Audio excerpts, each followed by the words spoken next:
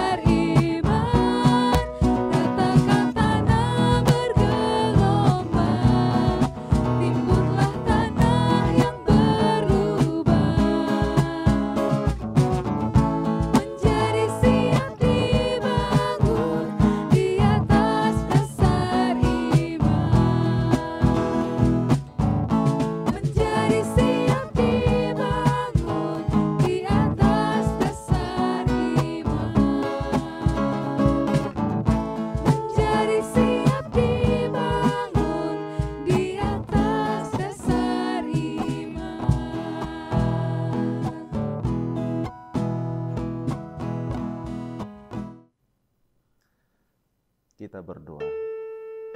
Kasih karunia Tuhan kita Yesus Kristus dan kasih setialah Bapa dan persekutuan Roh Kudus kiranya menyertai saudara sekalian. Amin. Bapak Ibu, sahabat firman Tuhan yang terkasih, renungan bagi kita pada hari ini tertulis dalam Ibrani pasal yang ke-10 ayat yang ke-36. Demikian bunyinya. Sebab kamu memerlukan ketekunan, supaya sesudah kamu melakukan kehendak Allah, kamu memperoleh apa yang dijanjikan itu. Demikian firman Tuhan. Adapun judul daripada renungan kita ialah ketekunan awal dari keberhasilan. Sahabat firman Tuhan yang terkasih, dua ungkapan ini ada dan mengisi di dalam kehidupan kita setiap saat. Itulah yang disebut dengan start and finish. Mengawali dan juga mengakhiri. Allah di dalam karyanya juga seperti itu. Ada saatnya kapan Allah memulai dan ada kapan saatnya Allah untuk beristirahat. Setiap hari kita juga demikian. Ada saatnya kapan kita memulai di pagi hari seperti saat ini, dan ada juga saatnya kapan kita mengakhirinya ketika kita harus berhenti dari berbagai aktivitas kita. Nah, Bapak Ibu Saudara-saudara, di dalam dunia perlombaan hal ini juga menjadi suatu penentu.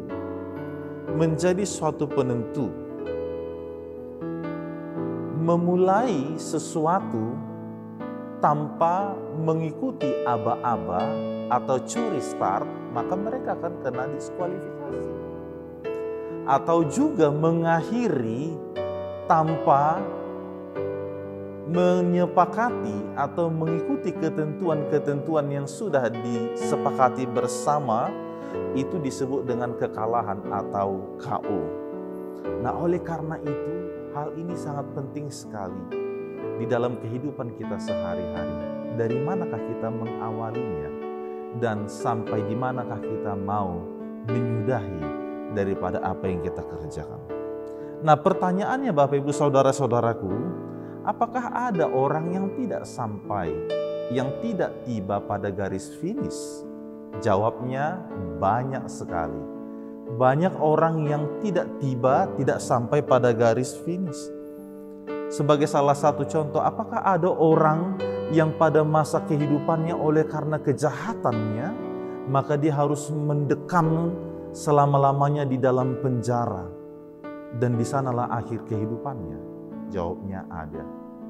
Adakah orang yang tidak setia di dalam pekerjaannya sehingga ia tidak tiba pada finish atau sesuatu yang diharapkan itu? Jawabnya ada. Adakah seorang murid, seorang remaja, seorang pemuda yang tugasnya adalah belajar, tetapi dia jatuh kepada narkoba, jatuh kepada kenakalan remaja, sehingga dia tidak tiba kepada suatu cita-cita dan harapan daripada keluarga? Jawabannya ada. Dan di dalam dunia pelayanan juga, apakah ada pelayan yang tidak sampai pada garis finish, yang tidak setia, yang mengundurkan diri, dan segala macamnya itu? Jawabnya ada. Kini yang menjadi pertanyaannya kembali adalah, apakah penyebab daripada semuanya itu? Inilah yang dikatakan di dalam nas kita pada hari ini. Persoalannya adalah persoalan ketidaktekunan. Persoalan ketidaktekunan. Seseorang yang tidak sabar, yang tidak tekun, yang tidak gigih, yang tidak berjuang, maka dia akan tidak sampai kepada satu kesuksesan atau keberhasilan yang diharapkan di dalam kehidupannya. Ada sebuah ilustrasi, dikatakan seorang yang bernama John Stephen Akhwari, ya, dia adalah seorang pelari maraton dari Tanzania, yang mana pada tahun 1968 dia mengikuti Olimpiade, mengikuti kegiatan Olimpiade di Meksiko. Tetapi ketika itu, dia yang tadinya adalah seorang pelari yang hebat, namun dia berada pada titik atau urutan yang terakhir sekalinya. Nah, 1 jam sudah berlalu, banyak dari para teman-teman yang ikut berlomba itu telah selesai, telah sampai kepada garis finish, dan beberapa dari antara mereka sudah meninggalkan stadion atau gelanggang perlombaan itu. Penonton juga sudah banyak yang pulang. Nah, namun dia terus berupaya. 1 jam kemudian dia sampai pada garis finish. Lalu ada orang yang menghampiri, yang menjumpainya dan bertanya, "Mengapa engkau memaksakan dirimu? Kami melihat engkau terjatuh, kami melihat engkau terluka, tetapi mengapa engkau memaksakan dirimu sampai 1 jam lebih daripada teman-temanmu yang lain?" Lalu dia memberikan jawabannya demikian, "Negara saya tidak mengirimkan saya ke Meksiko ini untuk hanya memulai perlombaan, tetapi saya diutus untuk menyelesaikan pertandingan." Saudaraku, ini yang menjadi kata kunci, menyelesaikan pertandingan. Nah, itu pula lah firman Tuhan kepada kita pada saat ini, agar kita tekun, agar kita bisa menyelesaikan pertandingan-pertandingan di dalam kehidupan ini. Dan ketekunan itu yang ada pada diri kita diawali dengan suatu komitmen yang kokoh, suatu kesetiaan, suatu bentuk ketaatan di dalam diri kita ini. Sekalipun ada yang harus kita korbankan yang menuruti keinginan daripada fisik kita, tetapi kita harus tekun. Ini dia, banyak hal yang mendesak kita, yang memaksa kita di tengah-tengah kehidupan ini. Bagi saudara-saudara sekalian yang di dalam pekerjaan kita masing-masing, barangkali banyak target-target yang diberikan kepada kita. Mungkin para atasan atau orang yang menyampaikan kepada kita untuk mencapai target itu dengan nada sumbang atau dengan cara yang tidak baik. Boleh-boleh saja kita menjadi patah semangat, kita tidak menjadi gigih, kita tidak mau berjuang karena melihat target capaian itu yang sangat tinggi sekali. Tetapi saudara-saudaraku sekalian, dengan ketekunan kita itu, ketaatan kita, dan berharap akan penyertaan yang daripada Tuhan di tengah-tengah kehidupan ini, tiada yang mustahil. Target apa yang telah ditentukan, yang harus kita capai, itu pasti bisa kita raih, melebihi daripada apa yang disampaikan kepada kita. Ini jugalah bahagian daripada kehidupan kita sebagai murid-murid Yesus, agar kita tekun melakukan kehendak-Nya. Jangan sampai lengah, tekun melakukan firman-Nya. Jangan sampai redup, tekun di dalam kesabaran, tekun di dalam kebaikan, tekun di dalam pekerjaan, agar itu menyampaikan dan membawa kita kepada suatu keberhasilan. Bila itu sudah kita pertahankan, dikatakan oleh firman ini, maka kita akan memperoleh yang dijanjikan Tuhan. Itulah mahkota kehidupan ini. Luar biasa sekali. Kita akan memperoleh apa yang indah, apa yang baik yang disampaikan Tuhan di dalam kehidupan kita. Bila kita mempertahankan ketekunan diri kita, ketika kita harus setia, ketika harus bertahan di dalam berbuat baik, ketika kita harus berjuang di dalam segala sesuatu kehidupan yang kita jalani ini. Caranya bagaimana? Yaitu dengan mata yang senantiasa tertuju kepada Yesus Kristus. Mata yang senantiasa tertuju kepada Yesus Kristus yang memimpin kehidupan kita untuk membawa kepada suatu kesempurnaan. Firman Tuhan berkata di dalam Yakobus 1 ayat 4, dan biarlah ketekunan itu memperoleh buah yang matang, supaya kamu menjadi sempurna dan utuh, dan tak kekurangan sesuatu apapun. Inilah juga yang menjadi semangat kita, spirit perjalanan kehidupan ini.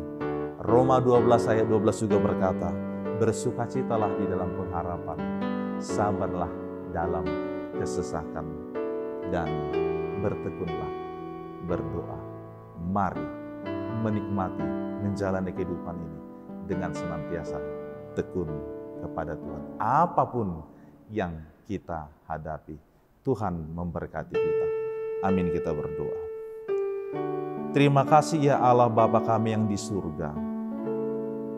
Hari ini kami telah disapa dengan firman-Mu. Firman-Mu menuntun kami sekalian agar senantiasa tekun, taat kepada Tuhan, taat kepada firman-Mu, agar ketekunan yang kami kerjakan itu menghantarkan kami kepada keberhasilan, kepada kesuksesan kehidupan. Dan itulah bahagian daripada murid-murid Kristus. Oleh sebab itu Bapa, biarkan Roh Kudus-Mu senantiasa menyertai kami. Ada banyak situasi yang akan kami hadapi pada hari ini. Barangkali pekerjaan, persoalan yang kami sudah lewati pada hari-hari kemarin belum terselesaikan dengan baik, dan kini kami akan memulai aktivitas kami. Tuhan, sertai kami di dalam firman-Mu, di dalam Roh Kudus-Mu, agar kami tidak lengah, agar kami tidak tawar hati, tetapi biarlah kami tetap tekun, meminta petunjuk daripada Tuhan untuk dapat menjalani semuanya itu, karena kami percaya di dalam ketekunan kami itu, di sana Tuhan akan datang juga menghampiri kami, menolong kami di dalam segala apa yang kami hadapi. Dan kami percaya di dalam iman kami bahwa setiap orang yang bertekun di dalam Tuhan pasti akan dimenangkan dan beroleh sukacita. Sertai seluruh jemaat-Mu dimanapun berada, biarlah kehidupan kami seutuhnya mencerminkan kehidupan sebagai anak-anak Tuhan yang taat dan yang setia kepada-Mu saja. Bagi yang sedang berduka, yang bergumul, yang bersedih, Tuhan, Engkau yang menjadi penopang di tengah-tengah kehidupan mereka. Terpujilah Engkau ya Allah, di dalam nama Yesus Kristus kami berdoa. Amin. Shalom saudaraku sekalian, tetap jangan lengah, tekun selalu dengan mematuhi protokol kesehatan, dan Tuhan memberkati kita sekalian. Shalom.